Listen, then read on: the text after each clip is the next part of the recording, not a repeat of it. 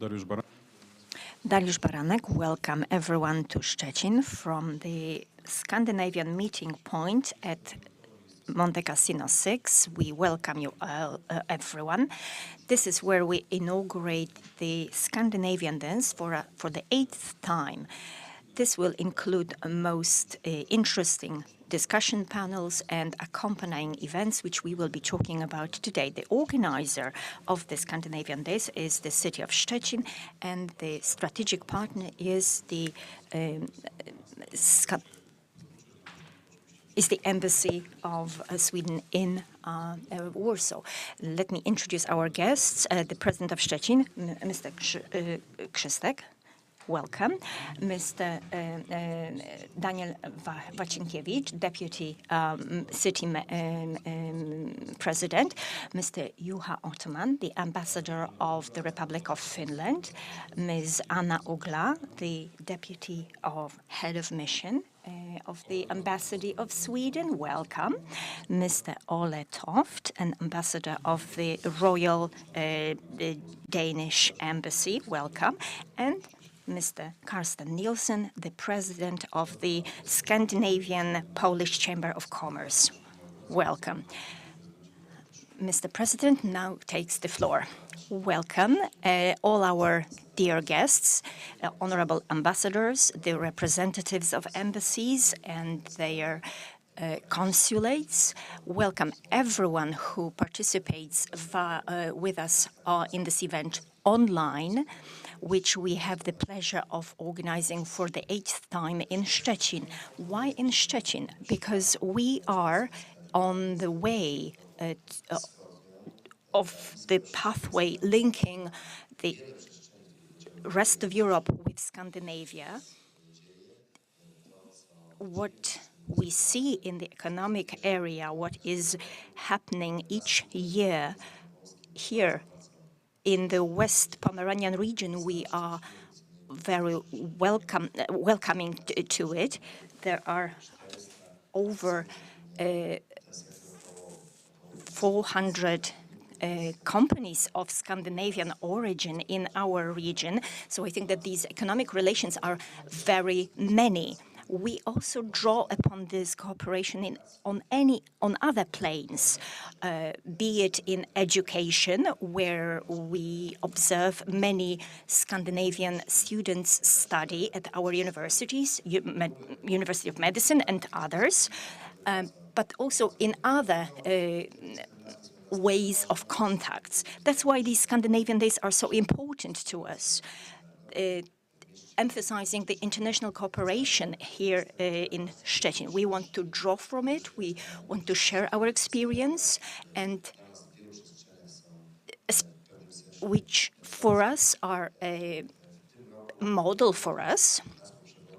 This year's the most important message is well-being in business. I think that during these 6 days we will find out many interesting ideas, both in the field of economics, or also in terms of senior citizens, and as well as the youth. There will be very interesting workshops and projects. So I encourage everybody to take advantage of the Scandinavian Days. Thank you for all those involved in the preparation of those events. This is an event that took many months to organize. I believe that it brings a lot of benefits each year. This place we are meeting here today, that was created with the assistance of IKEA, we are able to discuss important issues, and we definitely are going to take out a lot of it. I wish you very fruitful discussions, interesting ideas, and further development of cooperation between Poland and Scandinavia, but in particular between Szczecin and Poland. Thank you. Now we are inviting Mr. Ambassador Juha Ottoman. Please take the floor. The floor is yours. Very much, and I would like to actually express my thanks for your kind invitation to attend the Scandinavian Days, and also for your personal commitment to organize this year after year.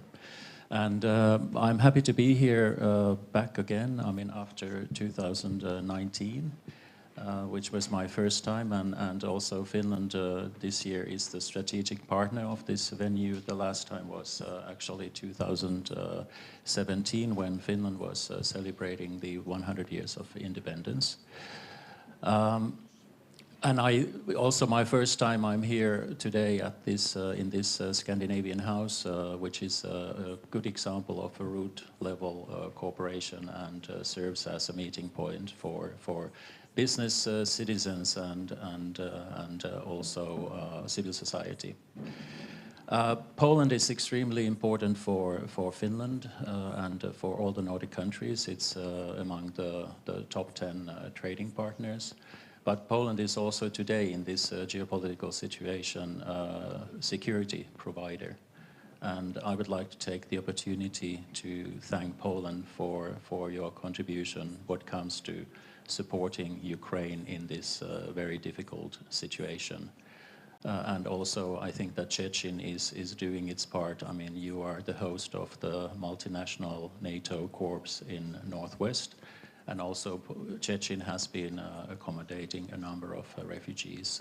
So we really pay tribute to Poland and also Szczecin for this.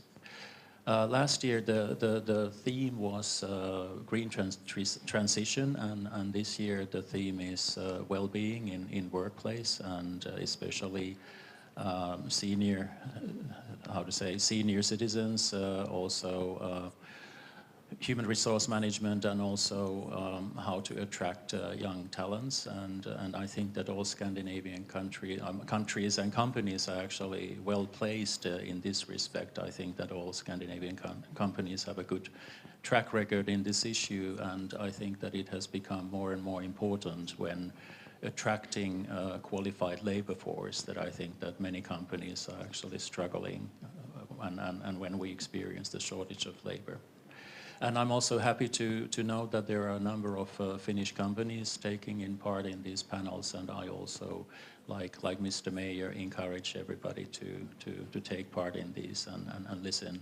I mean, this forum is very much about information sharing and how we can learn from each other. And I think also the city of Szczecin and West Pomerania, which is a very progressive area in Poland, that we can also learn from you. So also, once again, thank you for your kind invitation. And I wish also from my behalf very fruitful discussions. Thank you. Dziękuję bardzo. Dziękuję bardzo, panie ambasadorze. Tak, współpraca na pewno będzie jeszcze. Very much, Mr. Ambassador.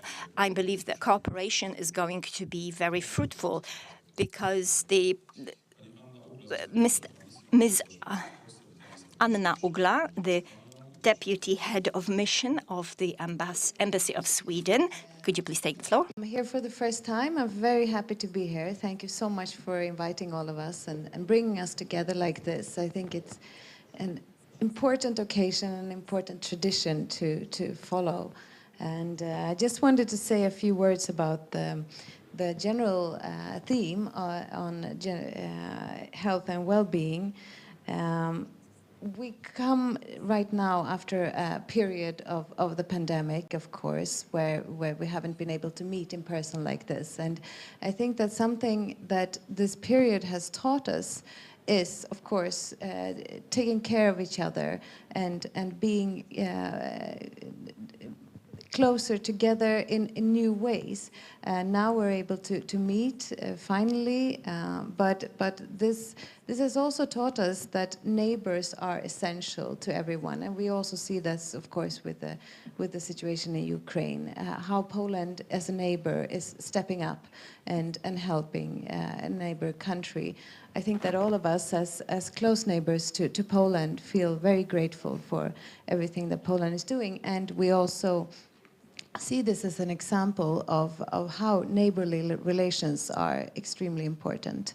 Around the Baltic, we're of course close neighbors and friends to Poland, all of us, and in Sweden we're very happy that we have so many Polish people living and people with Polish origin, which of course strengthens the bond between our two countries and people traveling back and forth across the Baltic for this. As I mentioned, this is the first time I'm in Szczecin, and it's an extremely beautiful city, of course, with a long history. I think that just coming into the city, I've seen it as a very green city, which is, of course, also is a testimony to the well-being of people. To be able to travel by bike, to be able to walk around the city is, of course, very, very important. And I think that that's also something that a lot of people has experienced during the pandemic, that to be able to find what they need in the close vicinity of their homes and to travel without having to use cars all the time is very important. And that's always something that we in Sweden try to invest a lot in, building bike lanes, promoting public transport, for example, and I'm sure that you do the same here.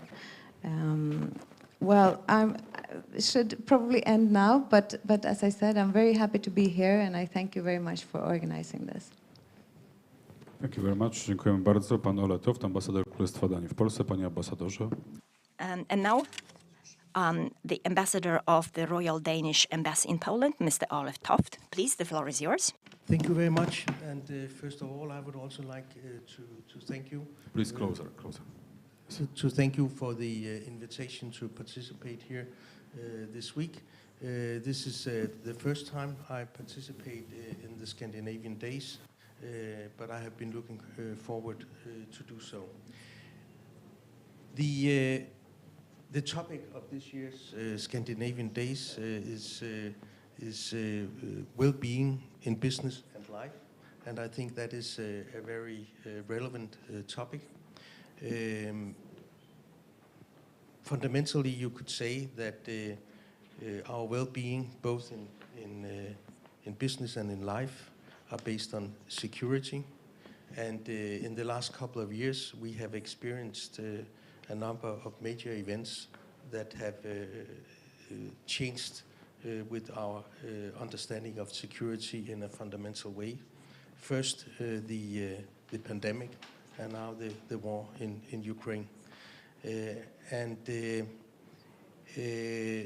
war in Ukraine has shown us all that our security, freedom and well-being is not something we can take for given, but something we have to work for, pay for, and eventually also will have to fight for. And in that context, I think being here in Szczecin, I have to point to the headquarters of the multinational Corps Northeast, which is a cornerstone in the NATO cooperation in this part of Europe and in our region. And as a Dane, I'm of course proud that Denmark, together with Poland and Germany, are one of the three framework nations at the headquarters. The Ukraine crisis has also shown us that our security is also linked to our energy security. We see this clearly these days, where Poland and another of other European countries are in the situation where the gas supplies have been cut off from Russia. And in that context, as a Dane, I'm of course very happy that we are building the Baltic Pipe together, and that it will be finished later this year, and it will land on Polish soil here in West Pomerania, close to Szczecin, and I'm looking forward later this year to celebrate the finalization of this great project. When we are talking well-being in business and personal life, The key word is, of course, also, you could say in one word, you can describe it as creating the right work-life balance.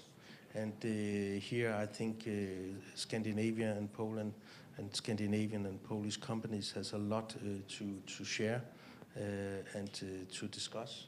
And I think this is something that we are looking forward to learn more about in the coming days.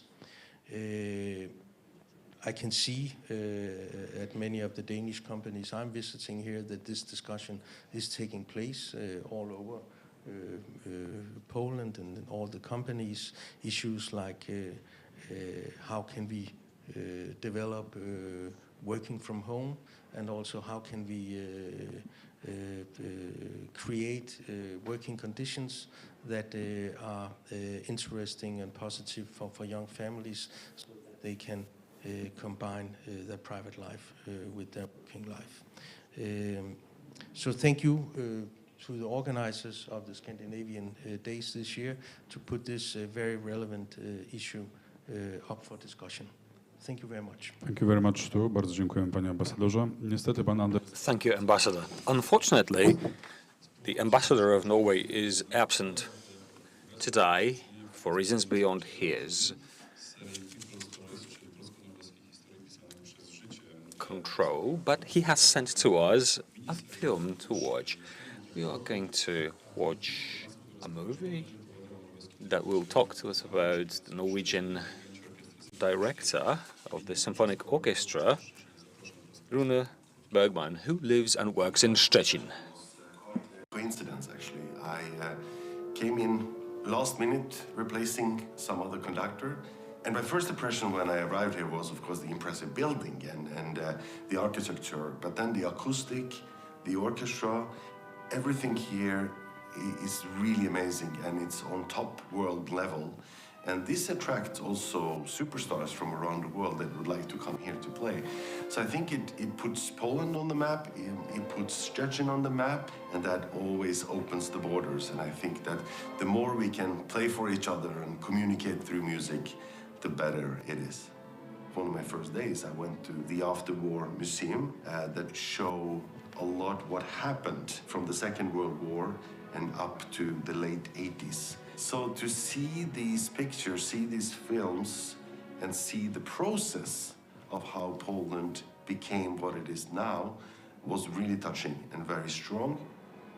Every year at my festival, Fjord Cadenza, we bring artists from all over the world. I try to bring at least 20, 30 musicians from Poland to be part of that festival. And I am very pleased to see that there's a lot of connections between Norway and Poland, and especially here in Szczecin. Rune? Yeah. You're ready? Oh, ready? I was finished. The key of my life has to be to embrace the unexpected. This was really something unexpected, and it has been one of the best decisions I've done in my life.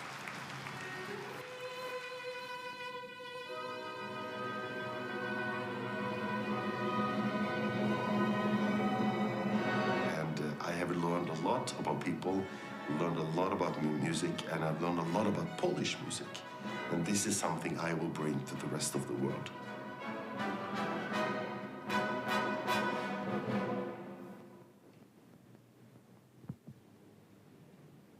Rune Bergman, także tutaj właśnie... Rune Bergman says that a lot of Scandinavian people come here.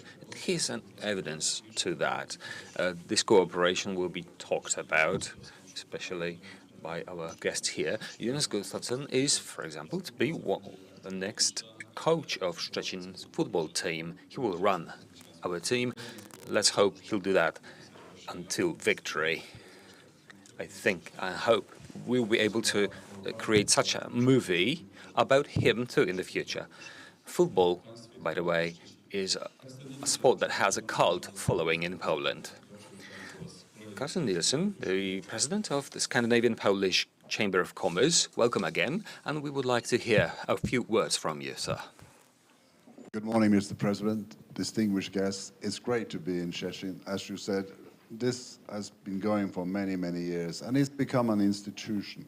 It's something that we all look forward to participate. And in the Scandinavian Polish Chamber of Commerce, we see there is a continuous growth and interest in cooperation between Polish companies and Scandinavian companies, or Nordic companies, I should say, since the Finnish ambassador is here. And we know that in the Nordic countries, we are the happiest people. We are very happy, our life is very good. So we, to some extent, have solved all the issues about having a lifestyle with a work and home balance. And we feel that we have a lot to tell other countries about, especially Poland, and especially Polish companies, because we have so much cooperation together. And there are so many Scandinavian companies here.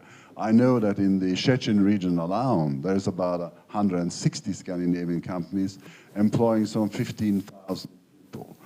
And we also know that the Scandinavian companies, we look after our employees very well. It's always an advantage for a company to say, I'm a Scandinavian company, when they look for people. And the problem of being the sort of nearly the last speaker is that everybody has really said everything that I wanted to say. So I don't want to repeat all of these things, but there is tremendous opportunity. And the fact that we now are on the green wave, we have to continue recycling, all the things that we have to do, and of course the energy sector, more important than ever for us. And it's going to change our lives completely. I mean, Szczecin is going to be in the forefront of all this together with the other parts of northern Poland.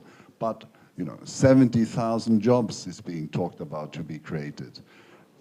It's going to be work for the next 30 years, if not more. I have a friend of mine, his son was 21 or 22, came to Szczecin a few weeks ago and was trained how to be a mechanic to work on these very high windmills. I mean, and he's already been offered a job. I mean, it's incredible. The opportunities are there, but they are completely different to what they used to be. And we have to be able to take them. And especially our young generations, the opportunity are vast for them. And of course, the clean energy is going to make all our cities so much more pleasant to live in. We already know there's many, many people from the southern part of Poland moving up north because the air is much better up here. It's greener, it's a happier lifestyle for the families. And as a Scandinavian companies, we want to contribute to this. We have a lot of experience.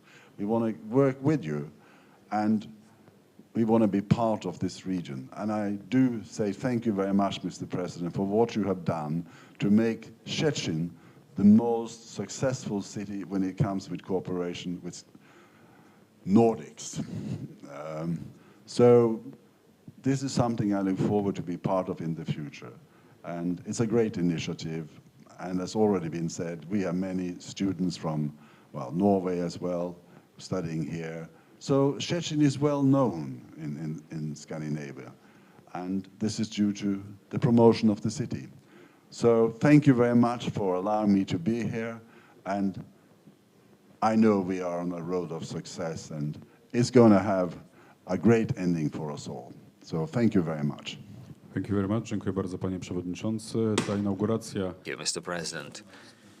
This inauguration of the 8th Scandinavian Days has now been completed, thank you. But now we will summarize the year of activity of the Scandinavian meeting point. Last year, we opened it with the participation of a Viking team. Quite interesting for our city center. Now a short movie.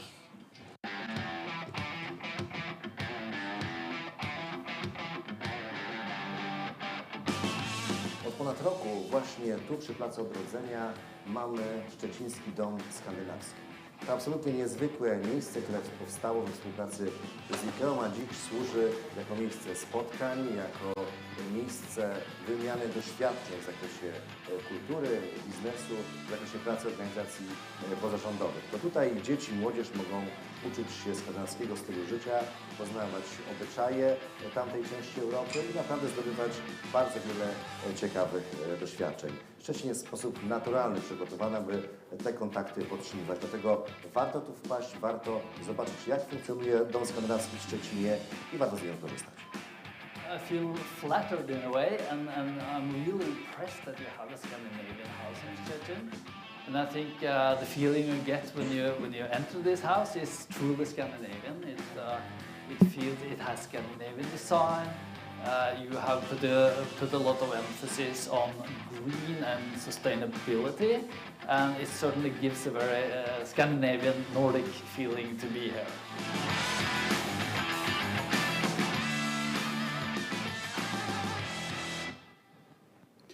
Dom skandynawski w Szczecinie. Scandinavian Meeting Point. It's been operational for over a year.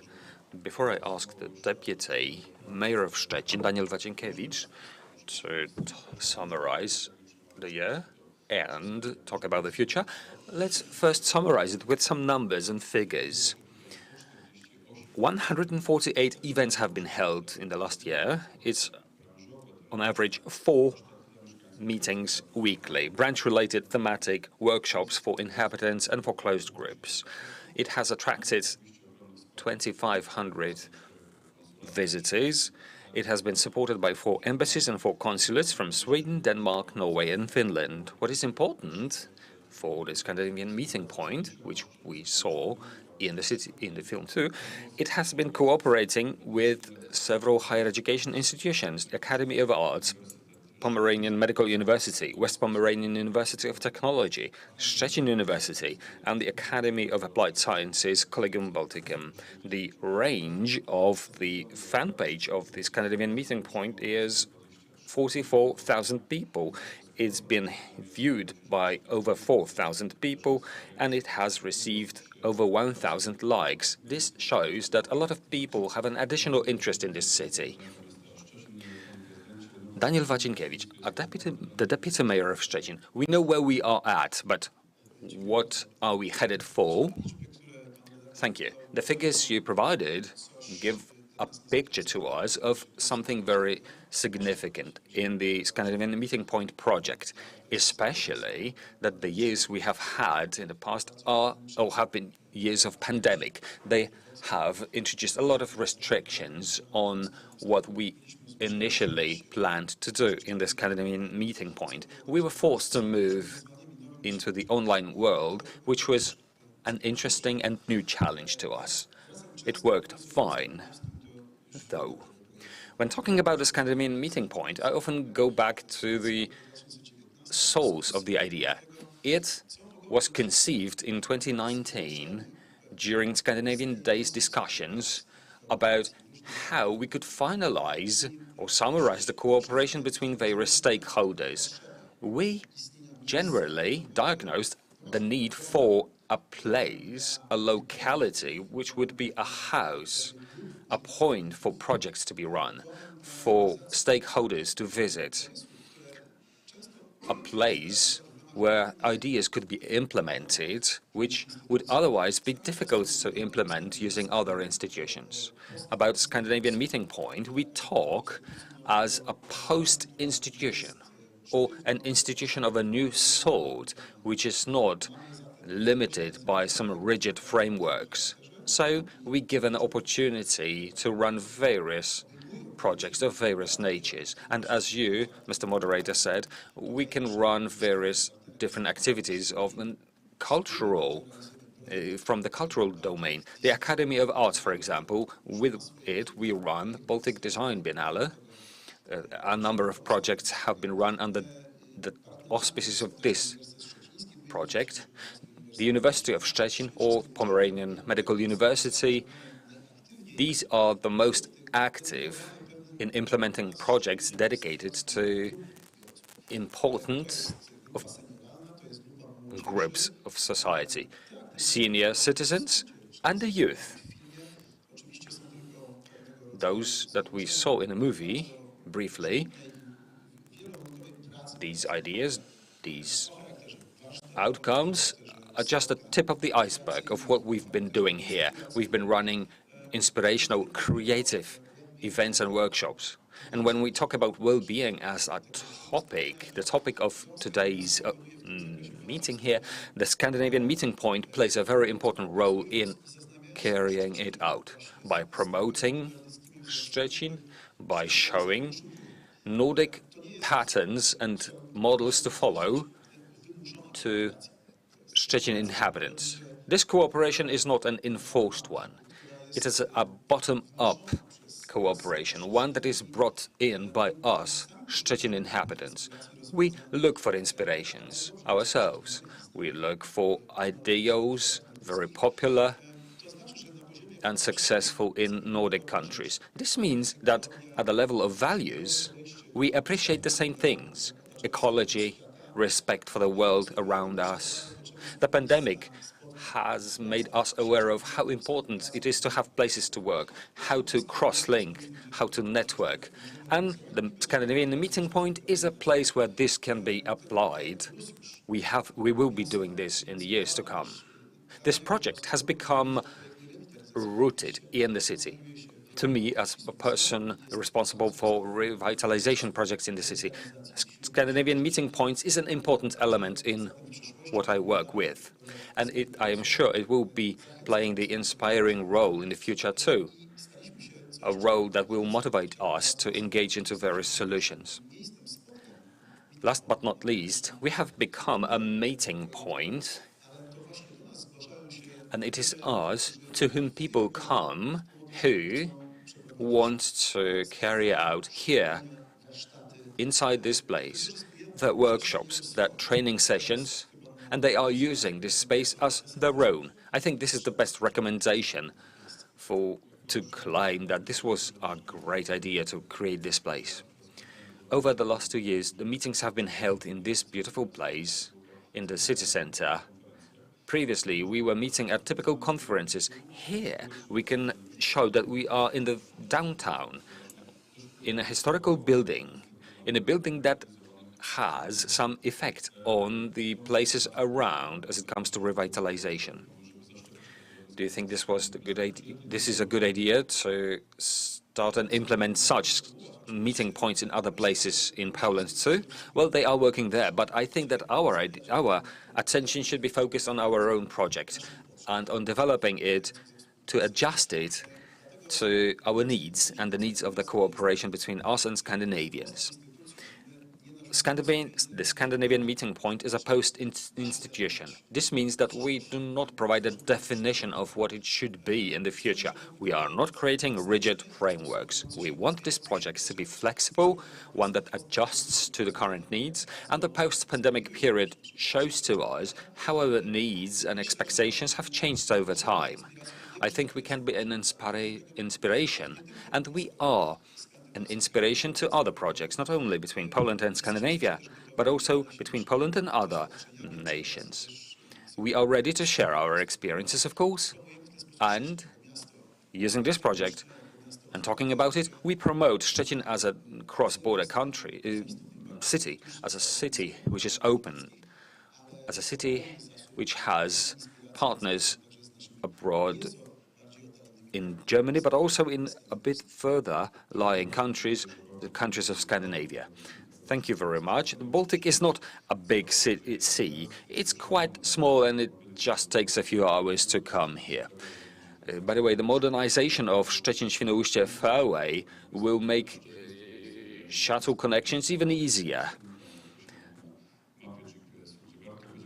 Szczecin is going to become the pinpoint on the GPS map, which is worth seeing. Thank you for inaugurating the 8th Scandinavian Days. Our guests will today visit the Museum of Technology. They will also have a walk in Jasne Błonia. There will also be a business lunch.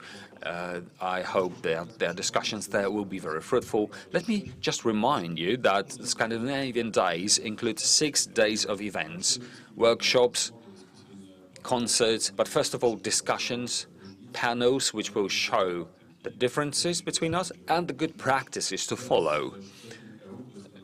ds.szczecin.eu is the website where you can look up the agenda, and we'll come back to you at 11:30. Human resource management, the Scandinavian way. This will definitely be an interesting topic. To you, I wish a pleasant, fruitful, sunny day. Let us meet as often as possible, and not only during Scandinavian Days. Mr. Mayor, Dear ladies and gentlemen, thank you very much.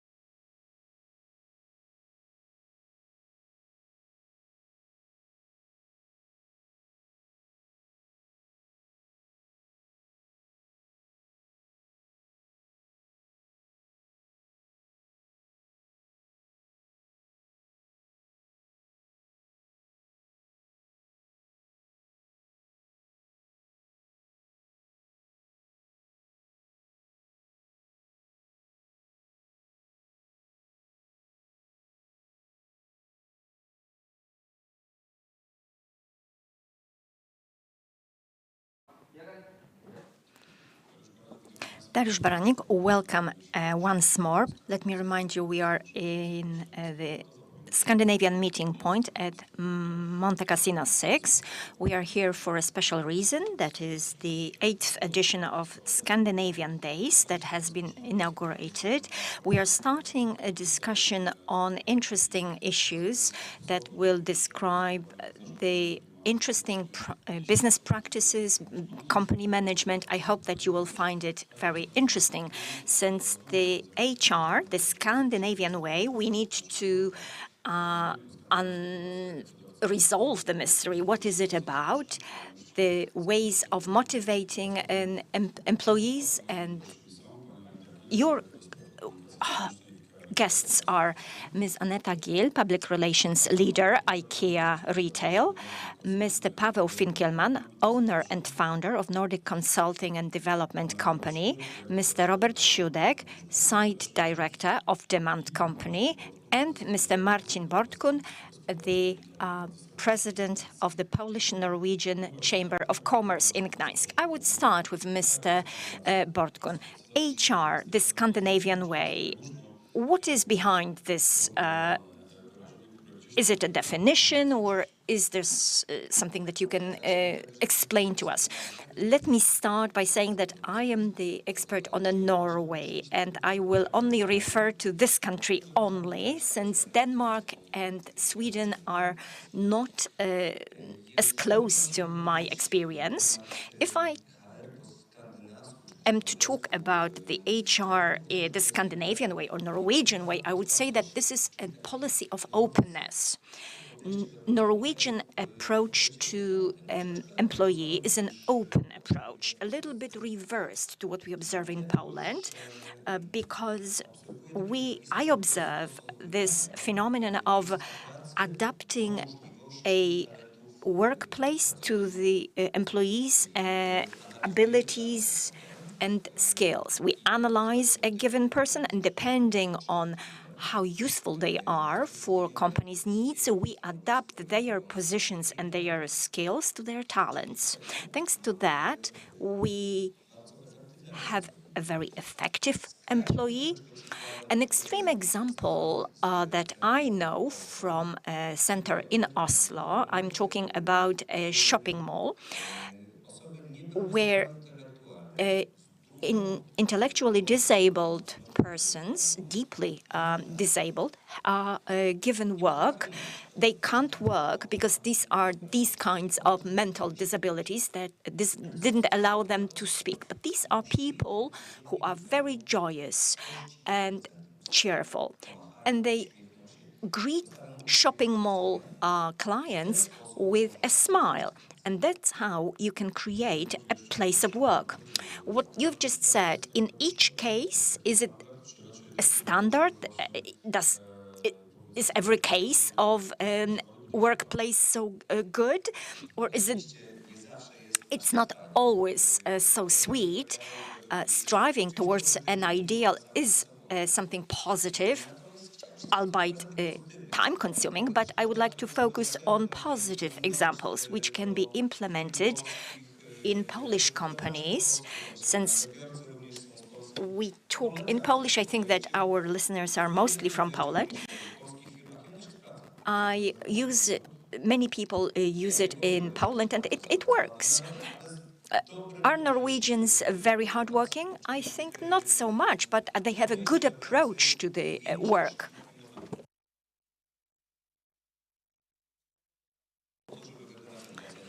When they come to work, they come to do their work effectively. Thank you very much for this.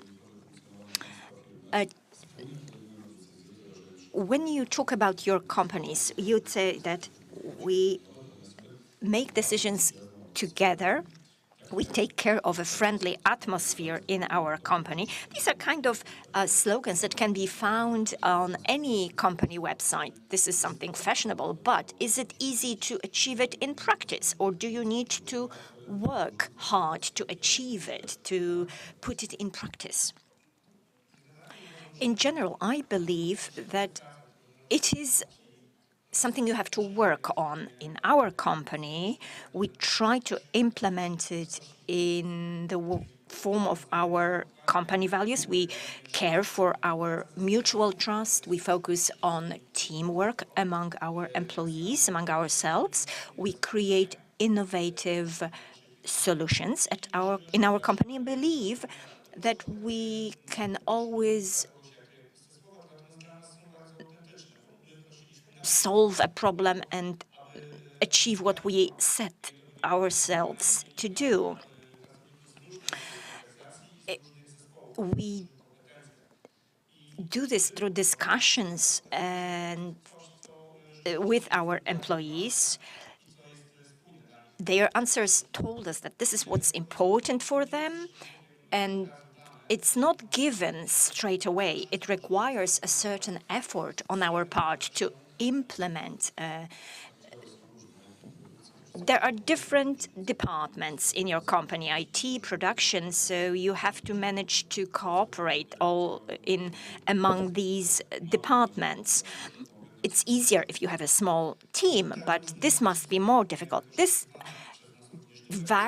The variety of different departments allows us to provide different careers to our employees. If somebody comes with lower competences, other departments allow them to have certain prospects for development in their future. Anybody who starts their work in production with low competences required, they may end up as an IT specialist. It's not just one example. We try to achieve a certain synergy from the variety. Scandinavian and Polish approach must have an impact on your work. I believe that we mostly focus on the Scandinavian model of people management.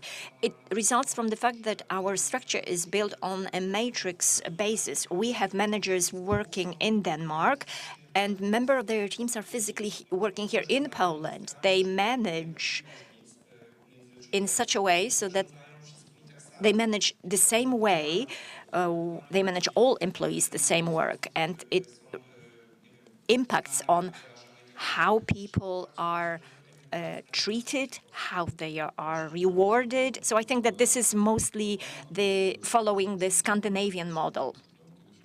Your company has been a point of interest some 4 months ago, which has been the first company in Poland to introduce a four-day working week. So what are the results of that change?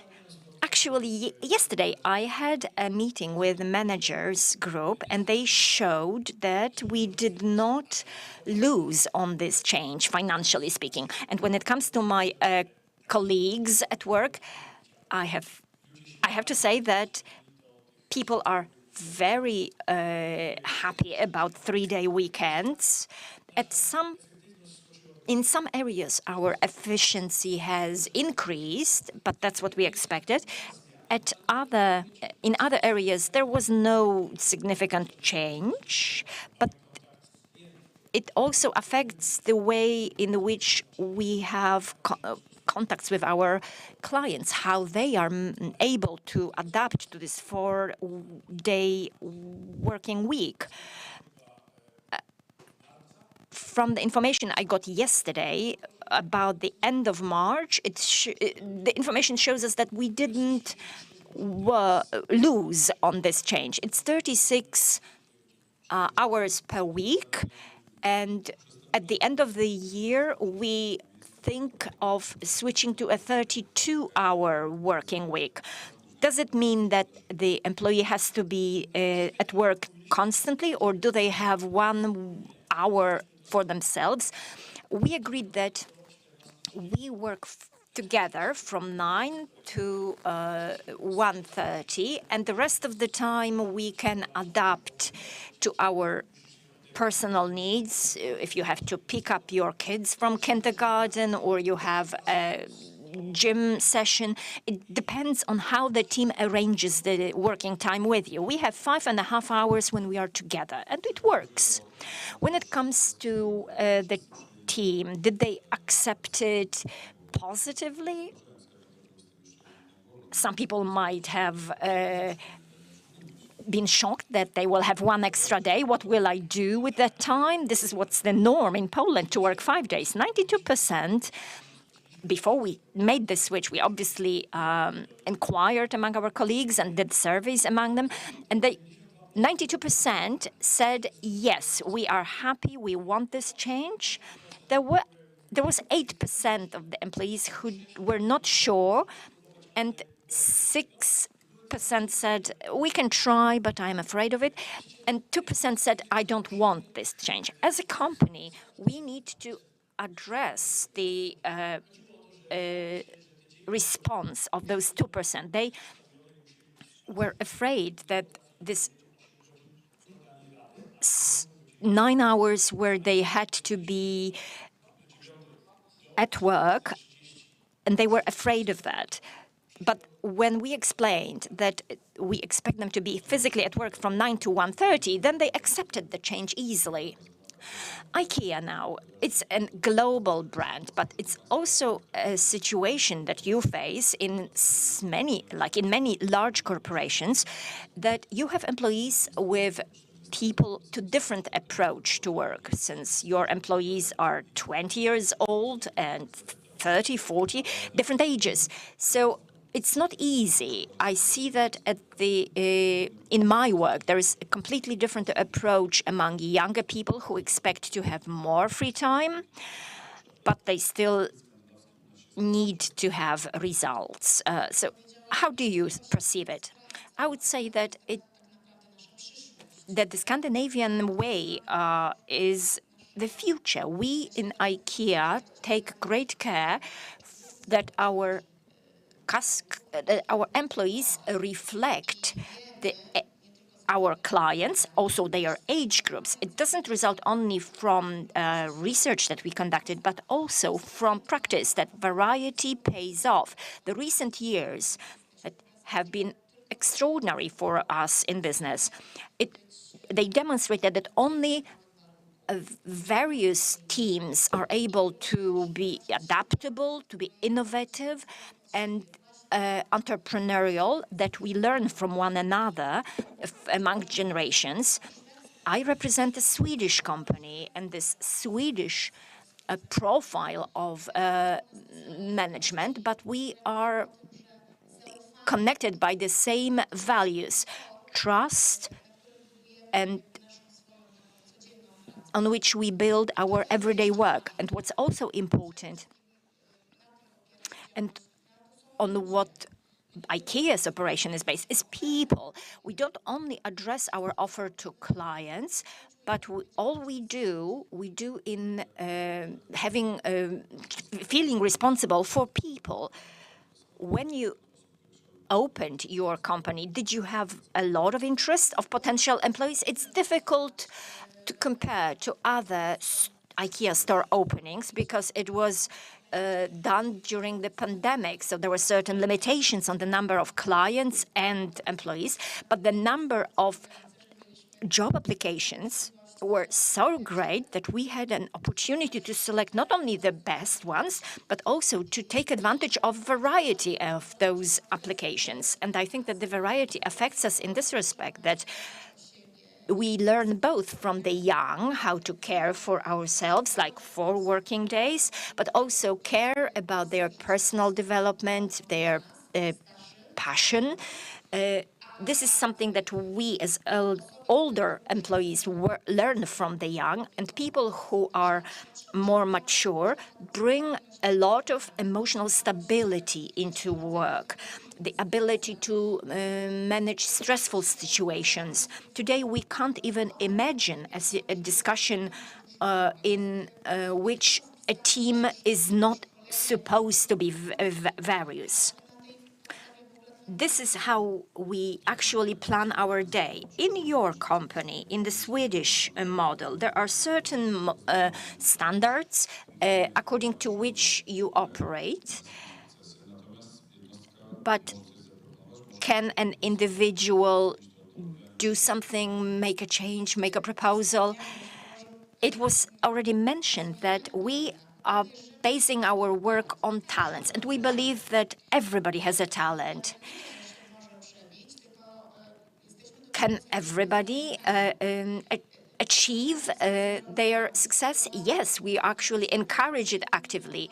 This Scandinavian management style involves meeting sessions and decisions that are made among all the teams, depending on what these decisions concern. And this is what we definitely are different, how we are different from local companies in Poland. Before I make a decision, I first try to gather feedback from all the people in my team, in my department, all the people for whom I am preparing a given solution in order to predict any possible consequences, to take into account all their needs, and every voice counts. When we think of an offer to the client, the closer you are to the client, the more important your voice in the discussion is.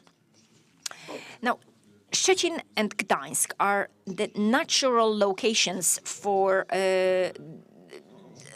visits from Scandinavia. Who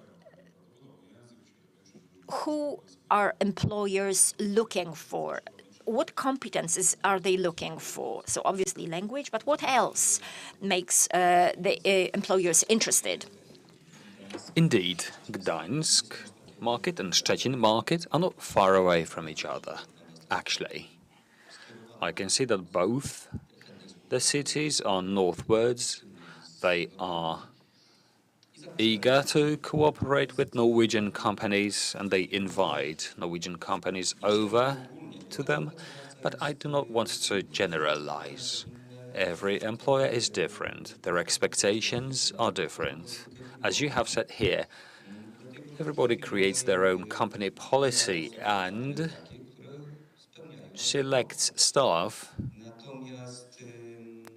that fulfills certain requirements to adapt to that policy. But let me stick to the word requiring or requirements. When Scandinavians opened branch offices abroad, in Poland too, by the way, we have good communications with Norway, and distance in the area of online work is not a problem at all. Construction projects in Norway, for example, are managed by Polish site managers who are physically in Gdańsk. They get movies every day using which they can control the construction. But if we are talking about a Scandinavian employer, I perceive the tendency of being demanding, of being focused on the effect. Let's evaluate the performance of an employee based on their effects. A few years ago, the approach among Scandinavian employers was quite soft. This is changing quite considerably, perhaps because of the pandemic. Now, the expectation is for the effect to be good. And there's respect for the effect. When teams or employees show they are able to contribute something to the company, regardless of what it is. If they perform well, then Scandinavians will respect that deeply. This is what I'd like to draw your attention to, this respect to every work performed in the company.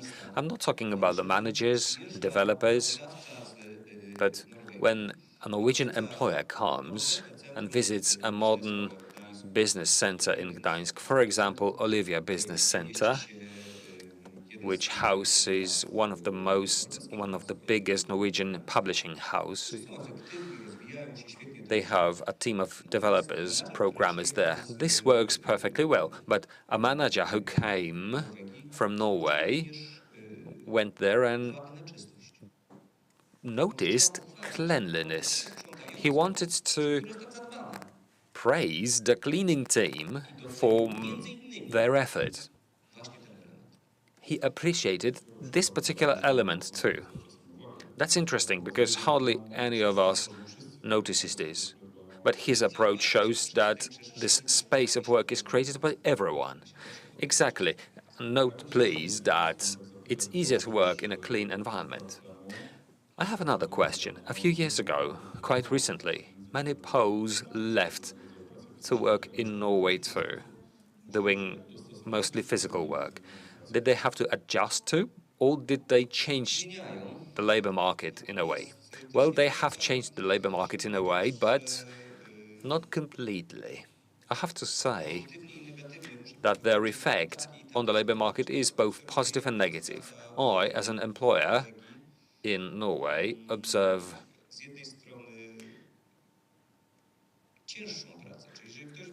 the thing that work is harder on the one hand. So when you leave for work, when you go abroad to work, you go there with the thought, let's work and earn money. And sometimes such people exaggerate. The effect of a burnout sets in sometimes. Here we have a great example of a 4-day labor week, so that we can focus on work when we are supposed to do that, to make our work efficient, and to be able to rest when the time for rest comes.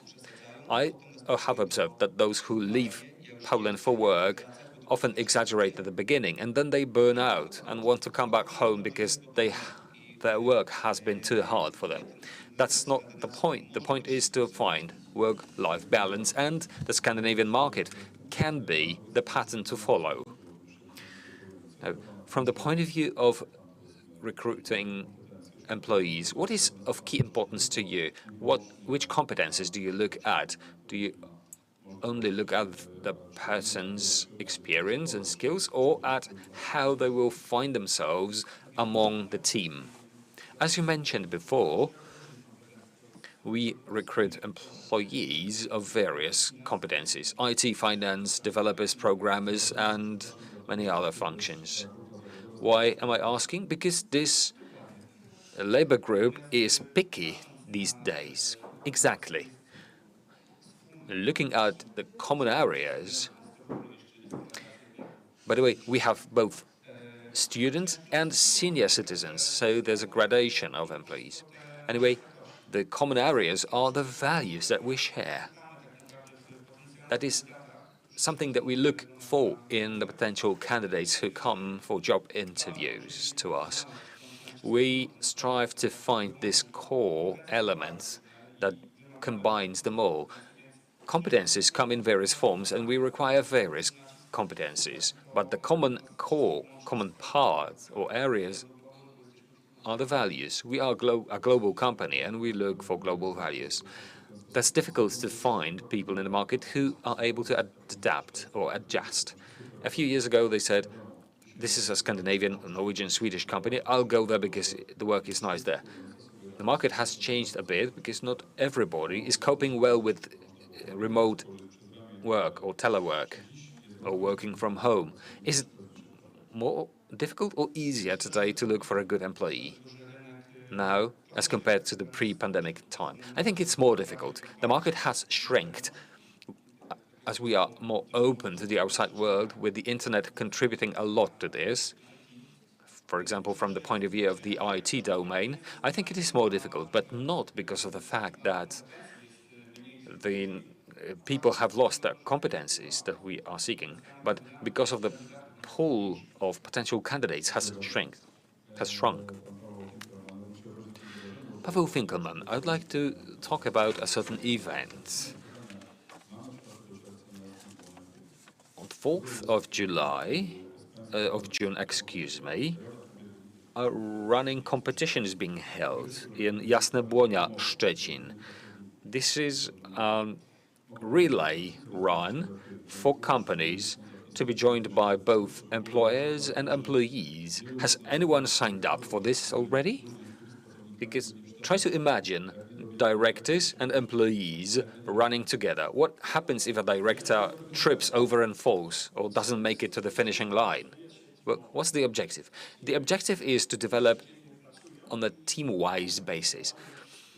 Those teams who work together in their companies could now try to engage in some other kind of activity, like running, for example, again together as a team.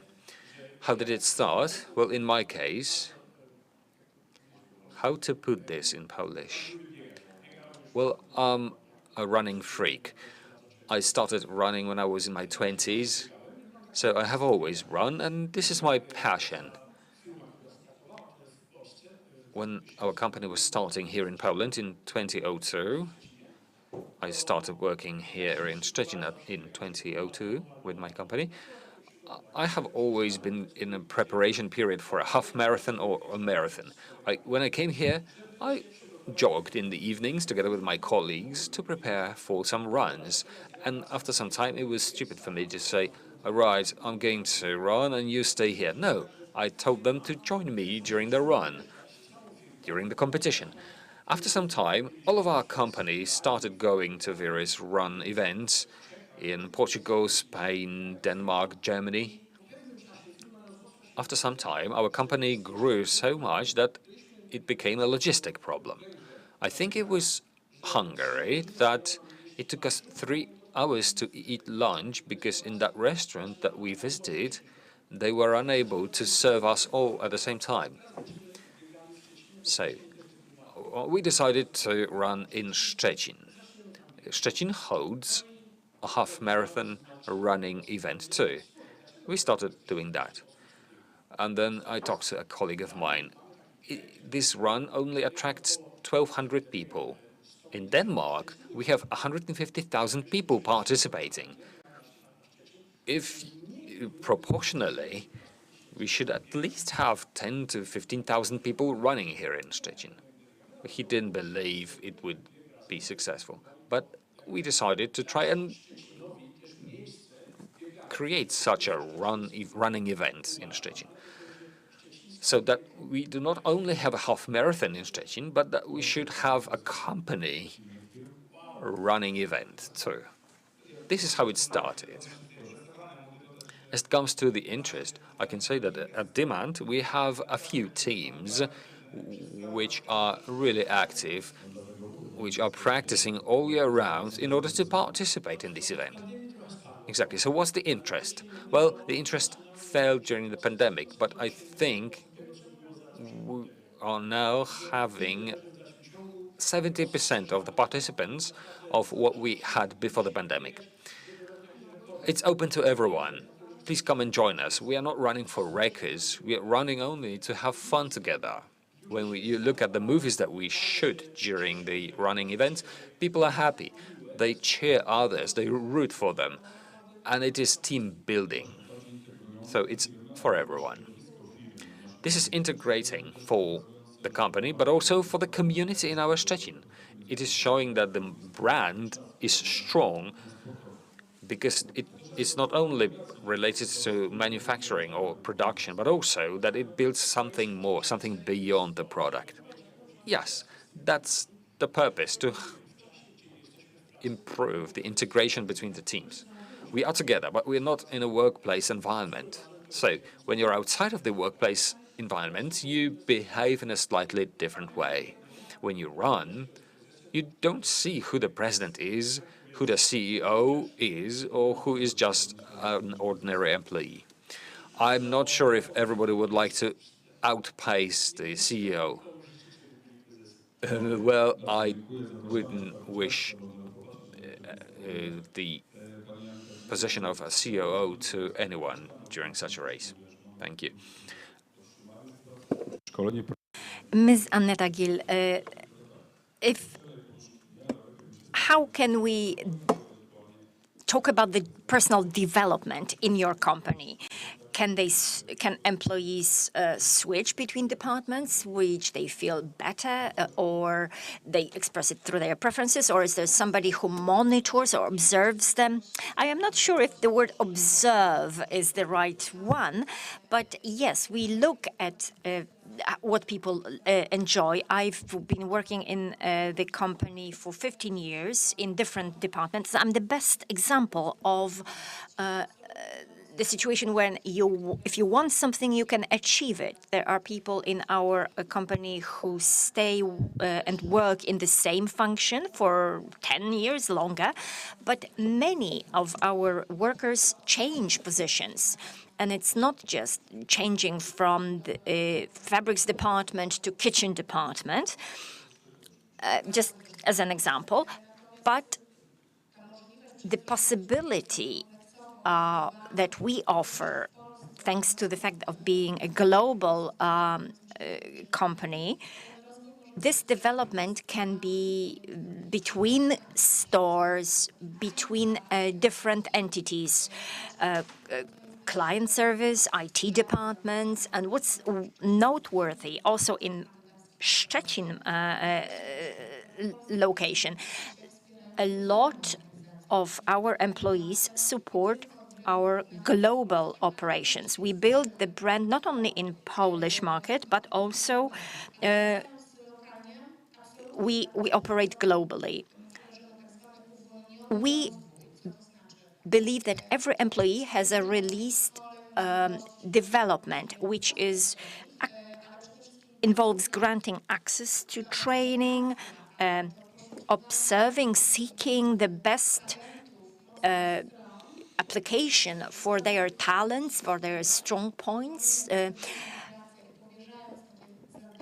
by entrusting them with tasks or projects, responsibilities, so that they can enjoy the work they do, the responsibilities they are given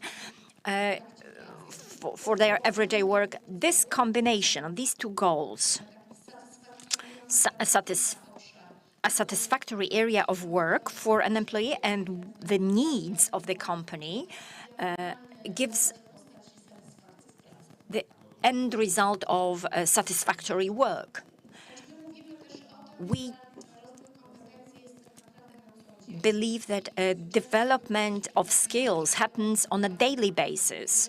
When you entrust somebody with new tasks, being ready to new responsibilities, releases this development capacity. What we do on a daily basis can cause and causes our development. Every day, every meeting with a client is developing. It teaches us new things, and coming back to the importance of everybody's voice. If I hear of some need or I see that there is a certain need that has to be fulfilled in our department, in our team, then I take action, I find solution, then indeed it does happen. One more question then.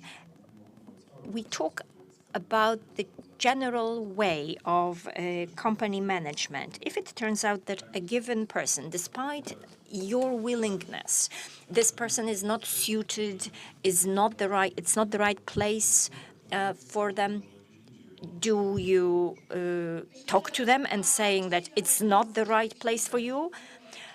Well, we talk of giving feedback to employees, honest feedback, and this culture of giving feedback, of talking on a regular basis, is something that is characteristic to us. It's definitely true. It doesn't change the fact that when we look for employees, when we develop our teams, we have that many opportunities in our own company that every potential, every talent can be put to good use. And only honest conversation of an employee with their supervisor and discussing their talents and strong points can result in the conclusion that this is not the right place for you, or you can find a better place for yourself.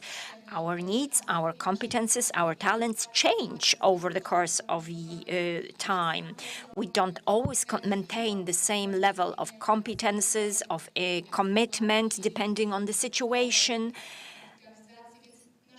Our competences may evolve or be inadequate.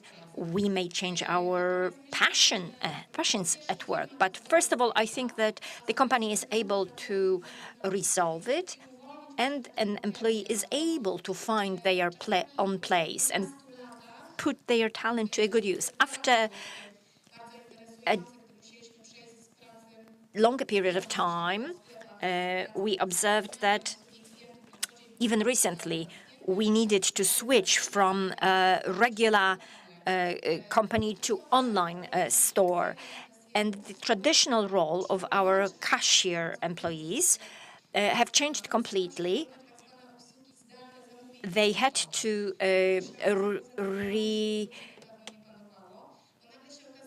retrain into the online cashiers. They actually were quite open and enthusiastic about learning these new things. Once we returned to the regular working with client, people decided either to return to their original working places or to their new ones, because they found that this is the place where they find satisfaction. And I feel well we're doing this new job. Thank you very much.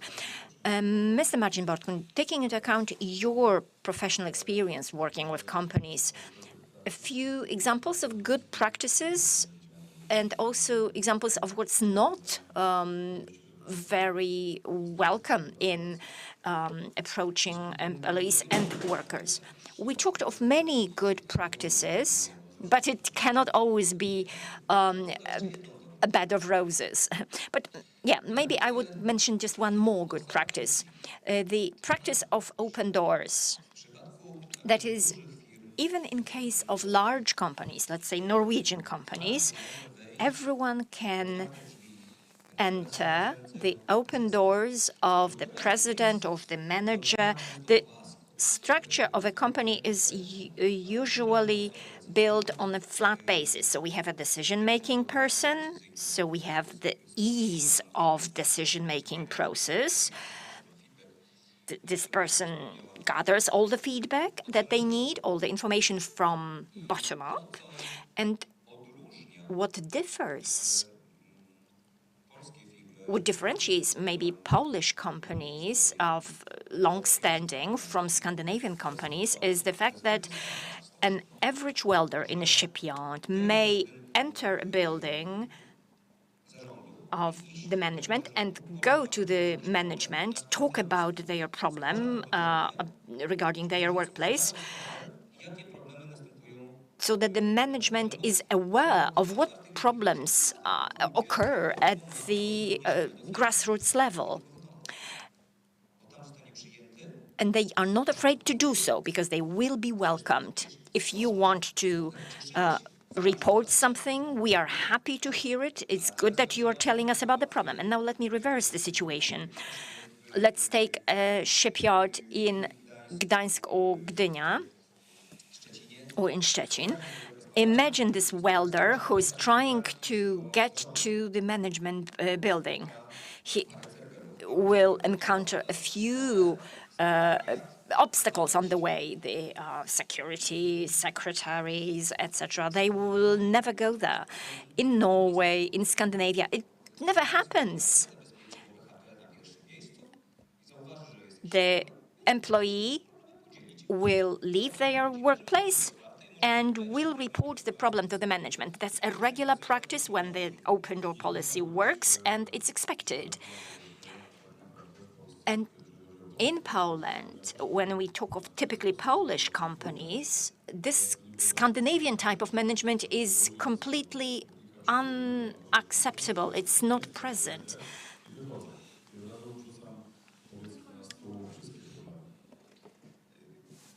I believe that I'm talking about companies other than those with Scandinavian capital. I think that we would have many more companies with those unwanted visits. It's culture-based. Let's just stick to this shipyard model. If an employee goes to the management, they know why they go there. They go there for the well-being of the company. It's not just to complain. I believe that if there is a problem, it means I manage the company badly, so I need to solve it. If we don't gather the information that comes from bottom up, then from the position of a company strategy, we are unable to observe what is happening in customer service. We are unable to respond. If we don't have the information, we frequently work on the basis of what we imagine what the situation is, which may be mistaken.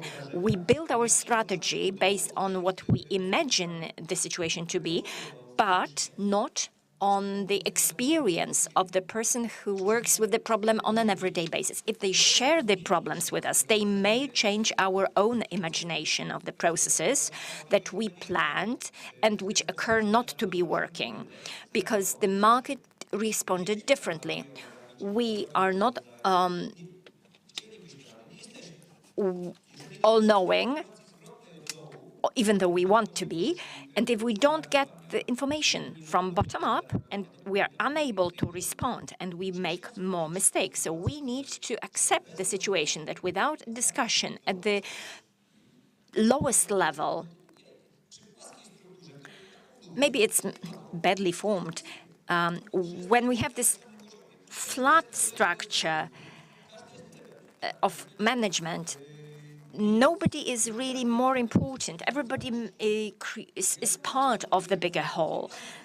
And a company, it's people, it's not a brand or a building or the equipment. The company is defined by the people who work in it. If we don't gather information from all directions, this information doesn't result in correct decision, then we make mistakes and we start having problems. It's an obvious consequence. But you also asked about the negatives, what's not well seen. The forms of employment agreements are not very flexible. They are flexible up to a point, but talking on the basis of Norway, there is a certain professional group that takes advantage of the impossibility to terminate a contract. They are not interested in working. They are more interested in terminating an agreement at a great cost and a great advantage to them. There is a certain unwillingness to sign contracts that are made to measure. They are kind of standard. And so this group tries to get employed just to be employed, and that's their way of life. And they try to take advantage of the situation. Certainly, we offer employment contracts that are in agreement with the labor market expectations. But coming back to the situation whether the employee can come to the CEO or the director and give their feedback, I think that for this to work well in a company, as today we are talking about good practices and what we can influence, and perhaps there is someone listening to us who does have an effect on the nearest surroundings, then I think it's worth saying that the credibility and the management through competences of various leaders does have an effect on whether the employee comes to the CEO with the feedback or not. It's not like, today I'm collecting your opinions, please give me your input. You can do that, but the quality of the input might be different to what you expect. This should be built based on some kind of structure.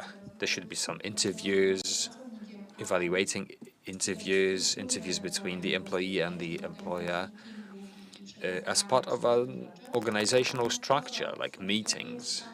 But what functions wonderfully and what is the Scandinavian way of building relations is to use every moment, every meeting with a person to learn from them what their opinion is.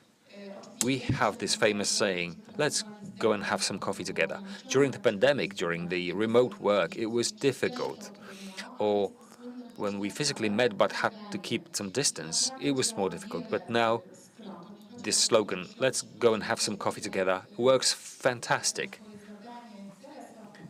It's not the boss coming to you, asking you about your objectives and how you have implemented them. No, it's to have a conversation about how you feel, what you think, and what your plans for tomorrow are. Only on this basis, the basis of this mutual trust and empathy, can I and other employees say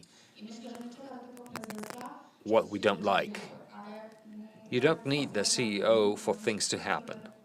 But in our case, in today's time, we are running a chat session where every employee, regardless of their position, can ask a question to the management and get an answer.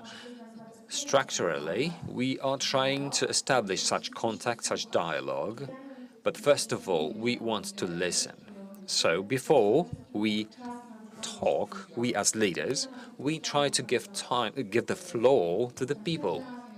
And only on this basis can we build plans, introduce changes or solutions. Thank you. Paweł Wilkeman wanted to say a word too. I would like to add to the idea of the flat disk. In our company, we have this idea that we all sit in an open space. The CEO and everybody else is sitting in an open space. The only people who are not in open space are those staff members who deal with secret data, data that has to be locked away. I mentioned the 4-day week before. Can every company have the same thing? Well, the decision makers, if they are able to go to the floor, to mingle with people and understand how work is being done, then they can make the decision whether to move on, to switch to the 4-day week or not. As you said, sir, if you don't have the right feedback, only after some months can you see in the Excel spreadsheet that something's not working. If you do have the ongoing feedback, you sit around with people, you know what to do. That's very important. We are slowly coming to the end of our session. I would like you to summarize, each of you, what can be implemented from the management styles of Scandinavia in Poland. Robert, you have various companies, various entities. The Scandinavian management way, is it working fine? Is it not working fine? Is it giving any added value? Well, we really have a lot of companies from Scandinavia, and we can see similarities between our cultures. A lot of companies bet on people. We sense this when we cooperate with them. But what is helping is definitely the mutual trust. By opening up, by showing that we have trust, and I think those who cooperate with people from the Scandinavian culture can say that the trust they show to everybody is at a different level than the trust we show here in Poland. This does bring an effect. This opens up our people with whom we cooperate from there. And that cooperation develops much more smoothly. So I think that, yes, we can confirm that. And we can sense that in our cooperation. Aneta Gill, what is worth implementing?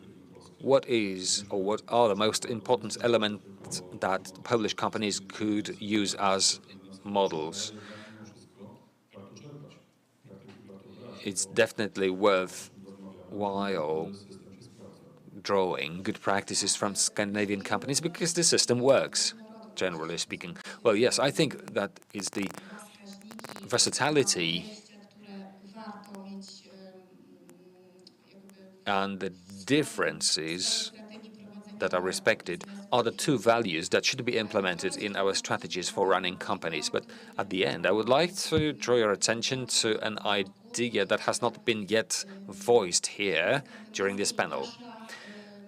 Scandinavian companies and our company care a lot to make sure that women are represented at leader and management positions in a balanced way. I think that what is wonderful about our company, and as I said, I am a representative of all the female leaders here, it's not only the opportunities, but also the working conditions offered to its employees on an everyday basis, including paternity leave, which is a Polish local innovation for young fathers, which was introduced 2 years ago, shows that it is in our interest, that we care a lot about balance, work-life balance at homes of our employees to ensure their personal development and professional development. This works fine. Women now not only have a chance to develop personally, they have an opportunity to go out for some break times, but also they are given the opportunity to come back to work. This prevents deprivation of professional development, career development. It also makes sure to our male colleagues that their female partners will have this chance. So when they have a child, they do not stop their career. Paweł Finkelman, what do you implement and what should we implement? For IT, it is quite specific that men are in the majority. But as far as I'm not mistaken, we have over 40% of female project managers, and they are very talented women who are managers. As it comes to analysts, we have a majority of women among them. So they are among analysts and project managers. In the past, when our recruitment policy was that we had to introduce positive sex or gender discrimination. If there were two persons who had similar qualifications and there was one man, one woman, we chose the woman because, in my opinion, teams which are mixed are more effective than teams that are single-sex ones, regardless of whether they are single female teams or single male teams. I can confirm that. My 20-year experience in building various teams confirms the fact that when we have a parity in our teams and when different mixed competencies are being introduced, both age-wise and sex-wise, then these teams are definitely more effective and they are more permanent. First of all, they're more permanent because, after all, a company is defined by its people. When you have a huge rotation among the staff, the team takes longer to form and is less effective. Teams in which the parity is applied, they work really nice. Mr. President, what could we implement here? Anything that's good should be implemented from Scandinavian companies, but remember about one more thing. Poland has its own culture too. We are creative, flexible, we are easy to adapt to the situations as they come. We should watch Scandinavian, Norwegian, Danish, also German and Spanish perhaps, models. We should learn to draw what's good, but we should never forget about our own culture and our own advantages, because we do have them. Robert Ciudek, what would you recommend as it comes to implementing things from the Scandinavian culture? Well, I would like to make a reference to the parity. Here in our company, the majority of our employees are females. We men are in a minority there. But what we could implement we could learn from the Scandinavian culture.